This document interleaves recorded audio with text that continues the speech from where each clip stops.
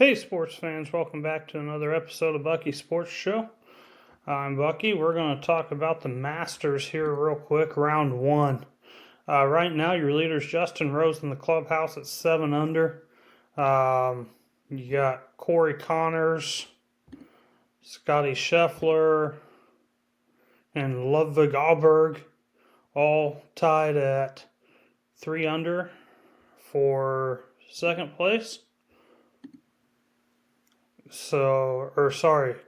Rose, Connors, and Scheffler and Aberg are all tied at 4 under in second place. Let's talk about those four and their rounds here real quick. Justin Rose, fantastic round. He got off to 3 under in his first 3 holes. Just really played a steady round. Then he went 8, 9, 10.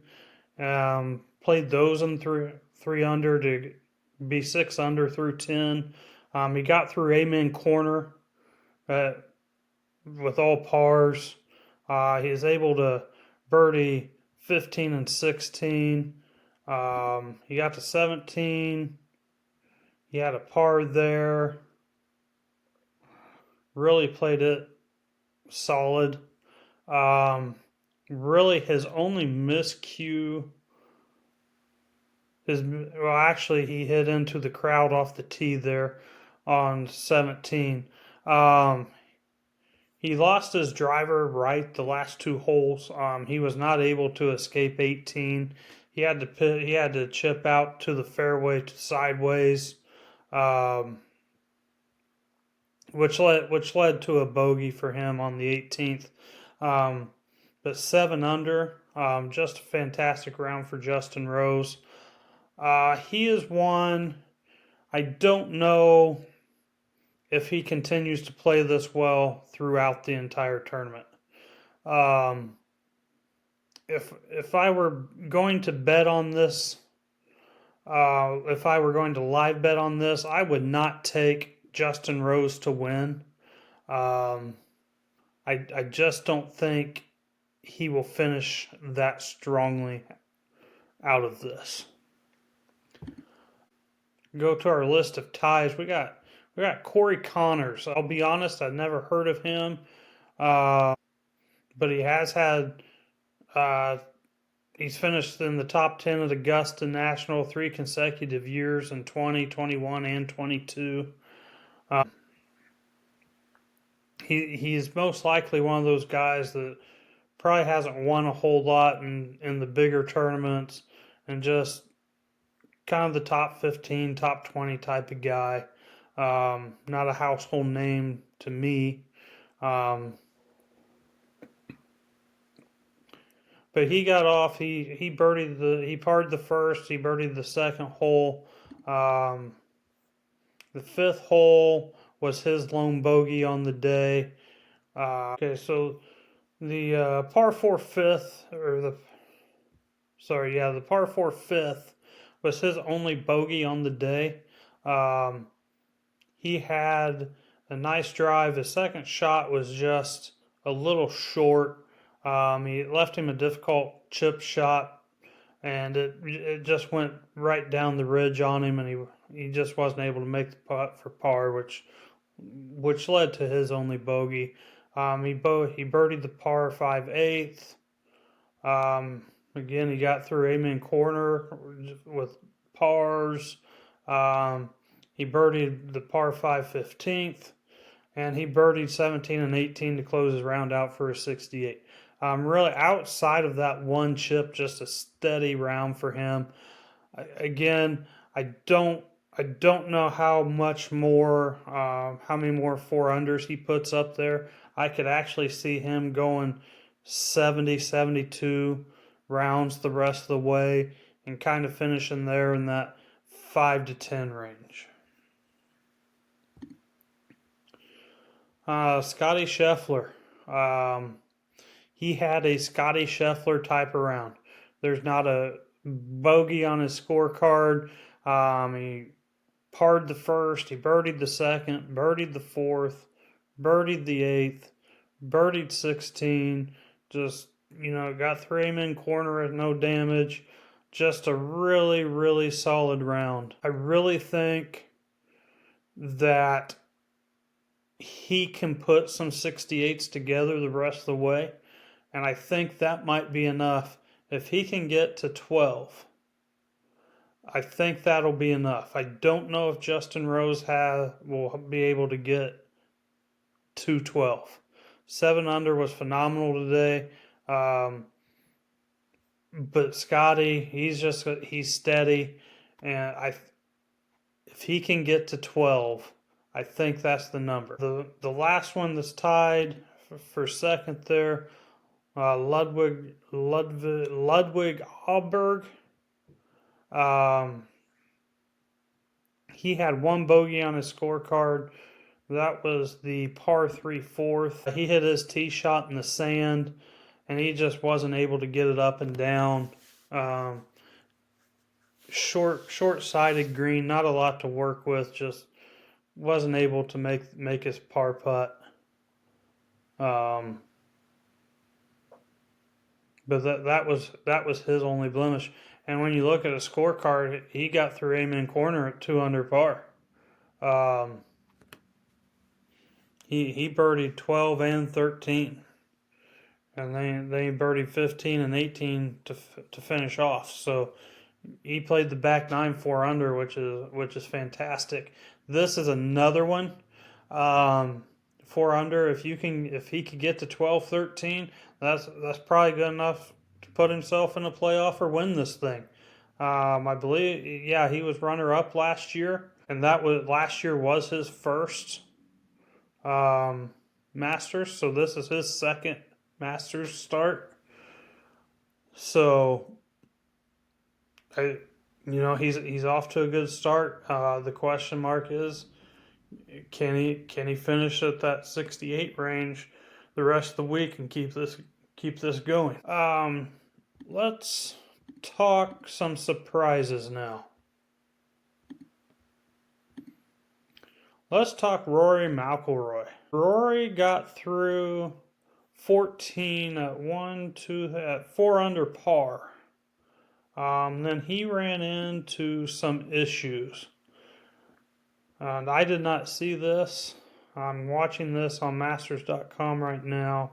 His drive was in the fairway. His second shot looks like it's gone long. It went over the 15 green, and that is just a treacherous chip shot if you can't get it stopped, and he could not get that chip shot stopped. And it just kept slowly rolling down the hill and ended up in the water. So he ended up taking a double bogey 7 there. And then 17, he double bogeyed. Let's see here what he did here. That looked right off the face. Not really too much tree trouble, just off to the right. Where's this go? Oh, his second shot hit right by the pin and just took an awful bounce on him. It just hopped right off the green there. Again, I am watching this on Masters.com.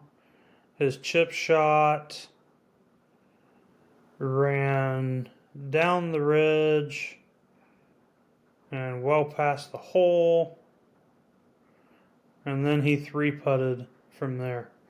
Well, that's a bad 3-putt. Well, he just ran that first putt way too fast. And he pulled the bogey putt. So he had a bad 3-putt there on 17 that led to a double. Well, he's at even par. Is he out of it? Probably not. But being 4 under through 13 and then to finish your last 4 holes at 4 over par, probably very disappointed. We'll see what he comes out and does tomorrow. Because I thought this might be his year. After that finish, it's Rory being Rory at Augusta, it appears. Want to talk a little Fred Couples. he finished 1 under par for his round. But if you go to masters.com and go to the leaderboard and click on their name, it takes you and you can watch the holes, every shot they hit. He holed out on hole 14, and his second shot was an incredible shot. This is what the veterans at Augusta do. They just know the course so well, and he played this shot perfectly. And he hits it in the right spot. It rolls up the ridge. It turns. It curves, and it finds the bottom of the cup. But he birdied the first hole. He bogeyed the 5th. He bogeyed 11. He bogeyed 13, and then he holes out for eagle on 14. He also birdied 9. He was one under on the front. He's even on the back. If I may live bet this, I don't know what the odds are. I have not looked, but I may take Fred Couples to make the cut here. He put himself in a wonderful position to go out and make the cut today. With Fred Couples' age, he's got back problems. Those can always flare up on him in the middle of the round. But I think he makes the cut. I really do. So there's always that one former champion that's not on the tour anymore, that just kind of plays in the Masters, that makes the cut. And I think this year it's Fred Couples. Just a phenomenal shot on 14. If you didn't see it, check it out. And then, just because I said in one of my episodes that I really thought Patrick Cantlay might have a chance to win this thing, he finished 2 over on the day. He was 1 under going into 15, and he took a triple bogey 8, and he found the water twice. He hit long on his second shot over the green, and then his third shot, it just didn't check up enough on him. And I mean, when I say deep, it was really deep. And so he had to put air under it. He couldn't bounce it into the side or anything, into the side of the hill, just try and slow it down. But he put his third and his fifth shots in the water, and then 2-putted his way to an 8. He's sitting at 74. Kind of a disappointing hole there, especially if you have money on him. But I think he'll bounce back. I think he still makes the cut. If I were going to put, and I'm going to go look at the odds and see if it's worth it. But I would probably take Fred Couples and Patrick Cantlay to make the cut here. And I wouldn't be surprised if Rory McIlroy has the best round tomorrow. I really think he's going to come out. I don't think he has 2 double bogeys on his scorecard tomorrow.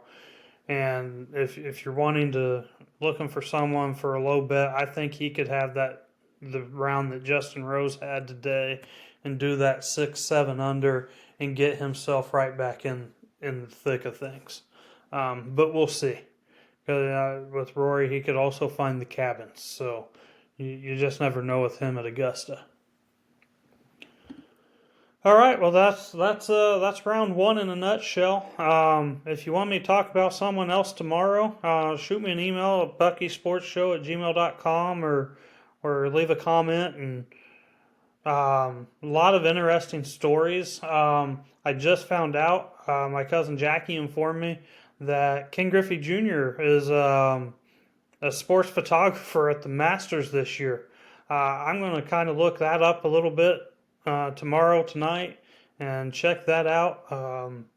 Might talk about that some more tomorrow, because that's pretty neat. Side note there. Um, like I said, if you have anything you want me to discuss on the tournament, let me know. Again, that's Bucky's Sports Show at gmail.com. And like, subscribe, comment, review, all that fun stuff. And we will see you tomorrow night. Talk around round 2.